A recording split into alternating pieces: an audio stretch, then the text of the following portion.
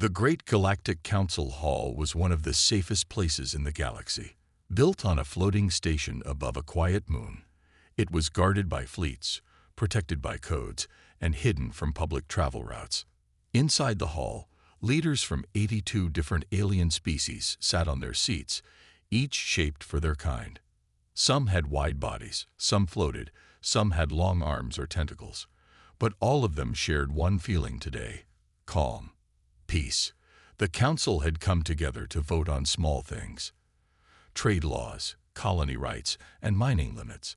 Nothing exciting, nothing dangerous. Just another day in the heart of galactic government. A soft music played in the background. Lights glowed in soft blue. Small translation drones flew between seats, turning alien languages into clear speech. Even the guards were relaxed. No alarms had rung in months. No threats. No uprisings. It was a perfect session. Quiet. Safe. Normal. But that calm didn't last. Without warning, the great golden doors of the council hall creaked open. No one had ordered them to open. The guards near the door looked confused. They tapped their controls. The system showed nothing. No one was cleared to enter. But the doors kept opening anyway. Slowly, heavily, as if pushed by something old, something strong. And then they walked in. Two tall figures stepped through the doors. Their skin was pale, like moonlight. Their eyes sharp, scanning everything. They wore no armor, carried no weapons, but they moved like they didn't need any. One was a man, the other a woman. Both walked side by side, their steps calm, controlled, like they owned the place. At first, the council members didn't understand. Were they lost? Were they diplomats from some new planet? But the silence grew. The guards pulled out scanners. The small translation drones hovered close. And then the readings came. The scanners beeped, then beeped again, then turned red. The translation drone said just one word: Deathworlders. Gasps spread across the hall. One alien leader dropped his drink. Another rose from his seat in panic. One whispered something to her assistant, who rushed toward the exit. Even the guards stepped back. Not forward, back. The word was known to all. Deathworlders. Beings from planets so dangerous that only the strongest, smartest, and most violent life could survive. Planets full of fire, storms, monsters, and chaos. Planets where every day was a fight to live.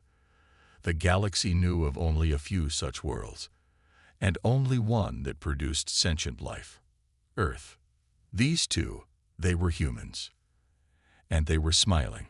Not wide smiles. Not friendly ones. Cold smiles. Small. Sharp. Like they knew a joke the rest didn't. Like they weren't afraid of anything in the room. "Security," said a voice from the upper seat. It was Lord Yaru of the Trinary, one of the senior council leaders. His eyes were narrow slits. His voice was shaking. "Stop them. Now." But the guards didn't move.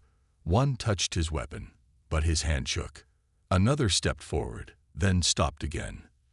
Their scanners were still screaming. Not just Deathworlders, lethal threat level. Extreme. It meant these two could kill everyone in the room if they wanted to.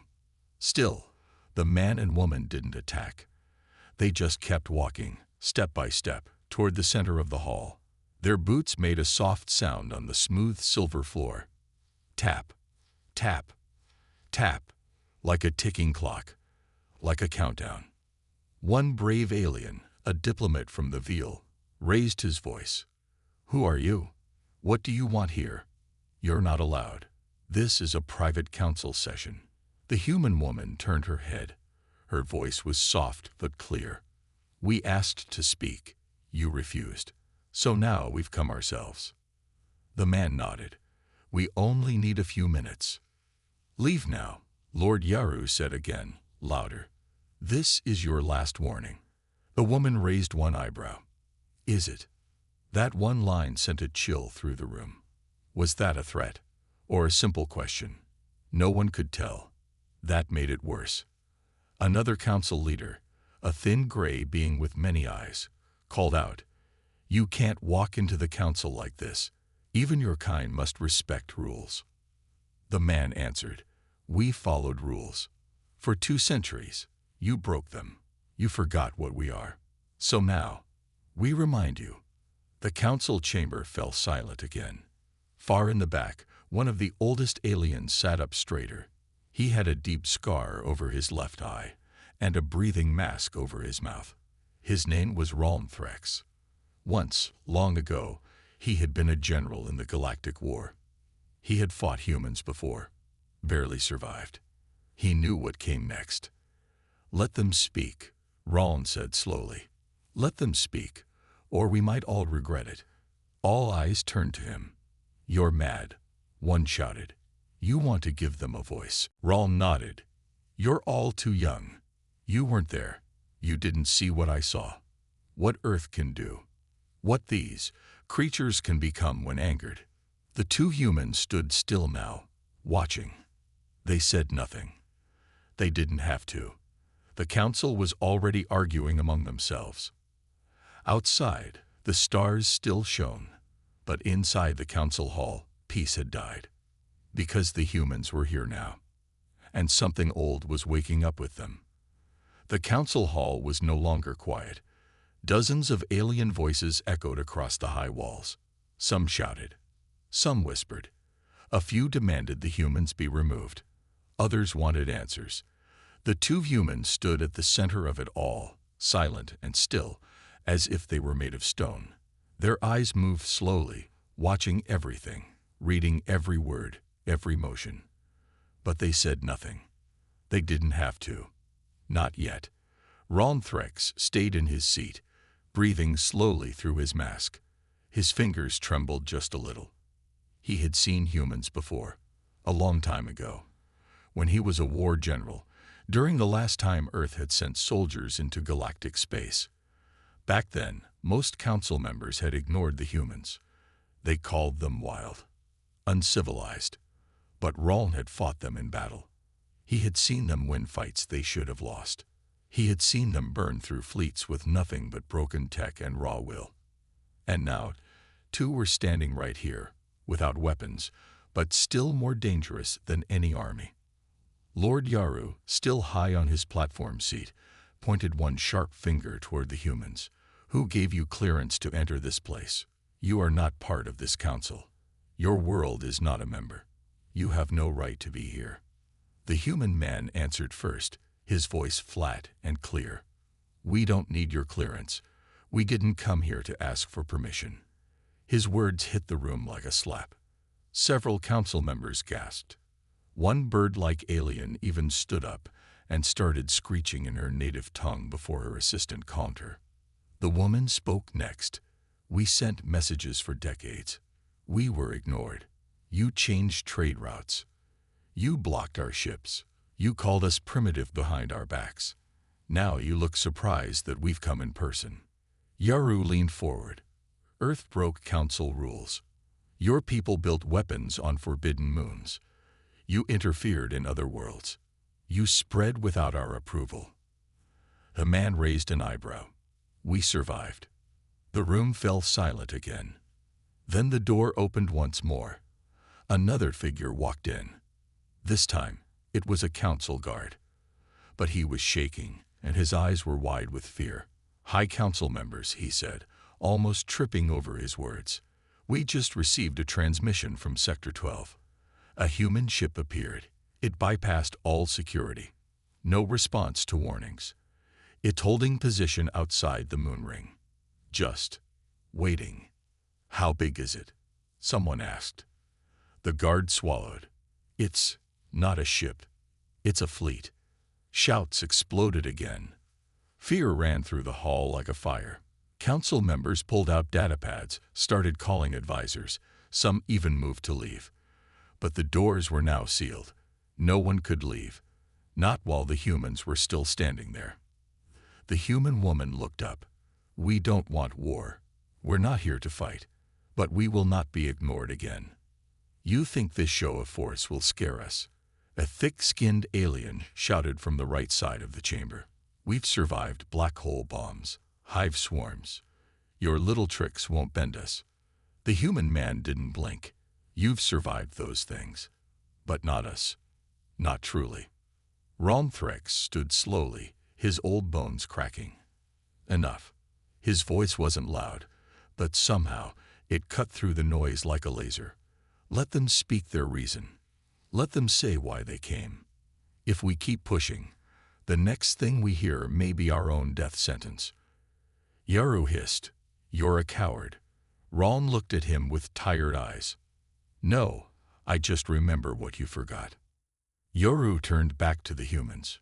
"Say your piece, then leave." The woman stepped forward one step. "Your council is broken. You speak of unity, but your rules crush new worlds. You deny trade. You stop progress. You decide who grows and who stays behind. Earth was patient, too patient, but now our patience is over." The man added, "This is your warning. You will recognize Earth's voice in this council. You will stop blocking our people, or we will build our own council. And others will follow us." A deep silence followed those words. "You threaten war," Yaru said softly. "No," the woman replied. "We promise change. War is only the path if you refuse to listen." A long pause. Then someone asked, "And if we say no?" The man looked him straight in the eyes. "Then we'll remind you why Deathworlders don't ask twice." Everyone in the chamber felt it. The shift in the air. The chill that wasn't from any vent. It was fear. Real fear. Because somewhere deep inside, they all knew something important had changed. These humans weren't here to beg. They were here to shake the stars. And the shaking had already begun. Outside the council moon, the human fleet held position. They didn't move, didn't broadcast, didn't even light their external panels. They just waited, silent, still, watching. Back inside the council hall, the mood had shifted. The air felt heavier. Some members avoided eye contact with the humans. Others whispered quietly behind translation screens. But no one left. No one dared to. Ralmthrex looked across the chamber and saw the faces of fear. Even Lord Yaru, usually proud and cold, was breathing just a little faster. The words spoken by the humans still echoed inside every ear. "We don't ask twice." Finally, Yaru stood again and raised his voice. "Even if Earth wants a voice in this council, there are steps to follow. There are traditions. You cannot just show up with ships and threats." The human man stepped forward. "For years, we followed your steps. We sent requests. We followed trade paths. We waited for seats that never opened." The woman added, "You never planned to include us. You saw us as brutes. Dangerous. So you ignored us, hoping we would disappear." Yaru pointed a clawed hand at them. "And now you act like brutes, marching in with warships. This confirms our fears." The man didn't smile, but something sharp moved in his eyes. "You feared us, but you also used us. We cleaned up your war zones. We mined your dead planets. You let us bleed when it served you. And when we asked to sit at the table, you slammed the door." The room went quiet again. A young council member, one of the feathered species from the Virex sector, stood slowly. His voice was calm but uncertain. "How can we trust Earth? You are new. Your ways are violent. You are not like the others." The human woman nodded slightly. "You're right. We're not like the others. Earth is a death world. We grew strong by surviving storms that would crush your cities. Our oceans are full of monsters. Our skies bring fire. Our land shakes and burns. We didn't become violent. We became adaptable." The man followed, his voice low. "We don't want war, but we are ready for it. That's what scares you." Several council members looked at one another. One of them whispered, "They didn't even blink when we sealed the doors." Another said, "They walked in knowing we might arrest them, or worse. But they didn't care." Why? Then a new voice entered the room. Not from the humans, but from the walls. The Council's high communication AI spoke through the central speaker. Message from Human Fleet Commander. Priority Alpha. Everyone froze. Yaru barked. Put it on hold. Too late. The message played across the chamber. A calm, male voice, clearly human, filled the hall. To the respected members of the Galactic Council, we are not here to threaten. We are here to warn. Earth will no longer accept silence, closed doors, and manipulation. This is your final opportunity to recognize our voice before a new balance is made. If Earth is denied again, we will leave this chamber, not with anger, but with action. The message ended. No music, no signature, just silence. A different council member, old and wise with crystal skin, looked up. They didn't bring a fleet to fight. They brought it to show they don't need to. Ralm nodded slowly. They brought just enough ships to remind us of who they are and what they've become. The doors of the chamber unlocked with a soft hiss. No one moved. The woman-human looked around the hall once more. We'll return tomorrow. At the next session. You have time to decide. But if you delay again, the galaxy will change without your permission.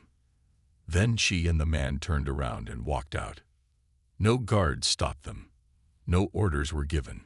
Even Lord Yaru, with all his pride, said nothing.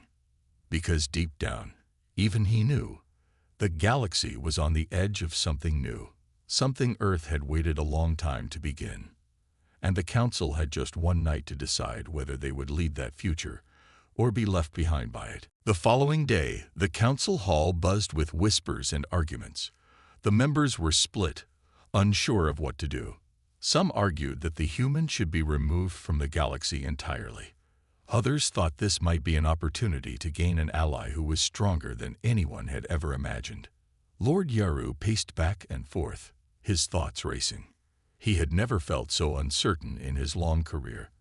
The humans were not like any species the Council had dealt with before. They weren't afraid. They didn't beg. They didn't even ask. They simply walked in and told the galaxy it was time to listen. And the message from their fleet commander echoed in his mind. If Earth is denied again, we will leave this chamber, not with anger, but with action. What did that mean? Would they really destroy everything if they were ignored? Or was it just a bluff? He couldn't tell. Ron Threx, who had seen wars rise and fall, sat quietly in his seat. He was the only one in the room who didn't seem shaken. His experience in battle had taught him to read the signs, to understand when a threat was real. And everything about these humans felt real. There was no bluff, no empty threat. As the Council gathered again, Yaru stood, the anger and fear in his voice clear for all to hear. We cannot allow them to dictate terms. Earth is not part of this Council. They have no right to speak like this. Ron's eyes met his. And yet, they are speaking. With power. With certainty. I've seen that before, Yaru.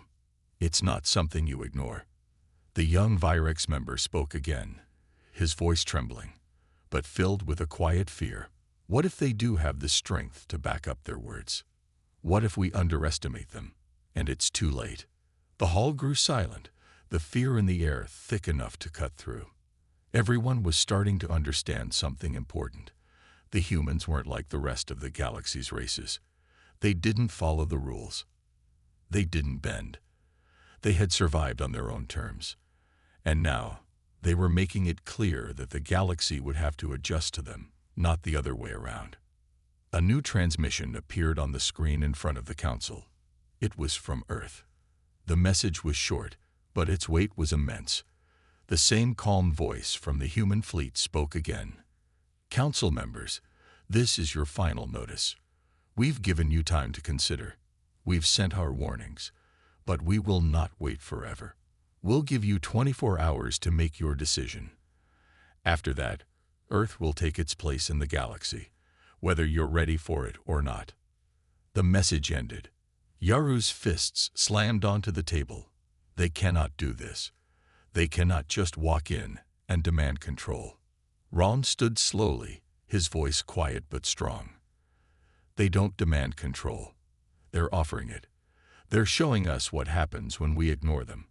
We have a choice now. Either we learn to work with them, or we face the consequences. Yaru hissed, his anger growing. And what would those consequences be? We'll have an entire fleet of humans pointing their guns at us. Ron shook his head. It won't be guns. It will be something far worse. The council fell silent once again, the weight of Rom's words settling heavily over them. Something had shifted. They could all feel it now. The humans weren't here to threaten. They were here to show that they could make the galaxy bend to their will, without firing a single shot. One by one, the members of the council looked around the room, their faces filled with fear, uncertainty, and the dawning realization that they might not be able to control what was coming. The human fleet was not a force to be ignored. The council could no longer pretend that Earth was a weak, forgotten planet on the edge of space. The humans had come, and the galaxy would never be the same again. The council met again in the morning, but this time there was no arguing. There was no shouting. The room was filled with a quiet, uneasy tension, like a storm brewing just out of sight. Every member sat still, some with their heads down, others staring at their screens, but no one made a sound. Lord Yaru stood first, his expression grim. I know many of you are scared. I know you're worried about what might happen if we refuse to recognize Earth's demands. But we cannot let them dictate the future of this galaxy. If we give in to them now, what will stop every other species from doing the same? The room was silent. His words hung in the air, heavy and unresolved. Romthrex stood slowly. His voice was calm, but it carried a weight that made everyone listen closely. You are right, Yaru. If we give in to Earth, we will show weakness. But let me ask you this. Can we afford to ignore them? A murmur spread through the room, and several council members looked at each other nervously. Earth has already proven that they will not be ignored. They've shown us what they're capable of, and we cannot simply pretend they are not a threat, or that they are just another weak species to control. They have something we don't. They have something that we may never be able to understand. They have a will to survive at any cost. Yoru's fists clenched, but he didn't interrupt. He could feel the weight of Ron's words, even if he hated to admit it. Think of the stories we've heard. Earth survived on a planet where everything wanted to kill them. They didn't have advanced technology to protect them. They didn't have a safe place to run. They had to fight for everything. And they survived. Rom's voice grew stronger. They are not like us. They will not be bullied, and they will not be ignored. They will change the galaxy, with or without us. Yaru opened his mouth to speak, but nothing came out. He knew Rom was right. The humans were different. They weren't like the others, and he couldn't help but feel that, if he pushed too hard, they would show just how different they were. The room grew even quieter. The council members exchanged uneasy glances. They all knew that something had shifted. Earth had shown them that the galaxy was no longer in control. The humans were taking their place in the stars, and there was nothing anyone could do to stop them. Suddenly, a new transmission appeared on the screen, flashing urgently. A human woman's face appeared. Her expression was serious, almost cold. She didn't wait for anyone to speak. Council members, we've given you enough time. We will not wait any longer. We are ready to take our place in the galaxy, and we will do so with or without your approval. If you stand in our way, you will learn what happens when you anger a Deathworlder. This is your final chance. The screen went dark. The council was frozen. No one spoke. No one moved. But everyone understood. The time had come. The humans had given their warning. There would be no more chances. There would be no more negotiations. This was the end of the Council's control over the galaxy. Earth would not be ignored any longer. Lord Yaru sat back down. The next day, the Council was no longer the center of power. It was strange how quickly everything had changed. It felt like a new era had begun without warning. The council chambers were filled with nervous whispers, but they all knew what had to happen. They had to either acknowledge Earth's power or risk losing everything. Lord Yaru sat in his seat, his fingers drumming nervously on the table. He had been a leader for so long, but now he felt small. The humans had done something none of them had expected. They had forced them to face the truth. The council was not in control anymore. Romthrex stood beside the table, his expression unreadable. He had seen wars end in flames, but this felt different. There was no war, at least not yet. But the fear of what might come next was stronger than anything he had felt before. The doors of the council chamber opened with a soft hiss. The human woman and man entered again. This time, they weren't alone. They were flanked by two soldiers, tall, strong, and silent. Their presence alone sent a chill through the room. The humans didn't wait for anyone to speak. The woman looked around the chamber, her gaze steady and unyielding. "Council members," she said, her voice cutting through the tension. "We've given you more than enough time. Earth will not be denied again. You will recognize us today." Lord Yaru's voice cracked as he spoke. "You cannot just come in here and demand control. You have no right." The human man stepped forward. "We've earned the right. Earth's people have fought for everything we have. We didn't come here asking for help. We came to offer a seat at the table. If you choose to reject us, we will leave. But don't mistake that for weakness. We will not be ignored. Not now, not ever." The council members were silent. Some were looking down, others at each other. The reality was sinking in. They had spent years controlling the galaxy, dictating who could and couldn't be part of the council. But they had never faced anything like this before. They had never faced Earth. One by one, the members turned to look at each other. The once proud council had begun to fracture. They had always believed they were the masters of the galaxy, but now they realized that their power was slipping away. Earth was rising, and there was nothing they could do to stop it. The human woman spoke again, her voice unwavering. "This galaxy doesn't belong to a few powerful beings in this room. It belongs to everyone. And Earth is taking its place. You can fight us, but remember, this galaxy isn't what it used to be. We are not like the others." Yaru stood, shaking his head in disbelief. "You think you can just waltz in here and control everything? We've seen your fleet. We've seen your strength. But strength isn't everything." The human man's eyes hardened. "You're right. Strength isn't everything. But survival is. And we've survived against impossible odds. We've built something from nothing. And we will continue to do so. We don't need your approval. We never did. But you have a choice. You can either join us, or you can stay in the past. The galaxy is moving forward. Whether you come with us or not is your decision." The room was still. The council members exchanged uncertain glances, but no one spoke. The humans had made their point. There was no more room for argument. The future of the galaxy was changing, and Earth was leading the way. Rom spoke at last, his voice calm but filled with the weight of everything that had happened. "I've seen many things in my time, but I've never seen a species like Earth. You're not like us. You're not like anyone. And that's what makes you dangerous. And that's what makes you unstoppable." The council had no choice. They knew the truth. They had no power to stop Earth. The humans had taken their place in the galaxy, and they were not going away. Lord Yaru slowly sat back down. The decision had been made. Earth had won. The galaxy would never be the same again. The woman-human nodded. "We're glad you understand. It's time to move forward together."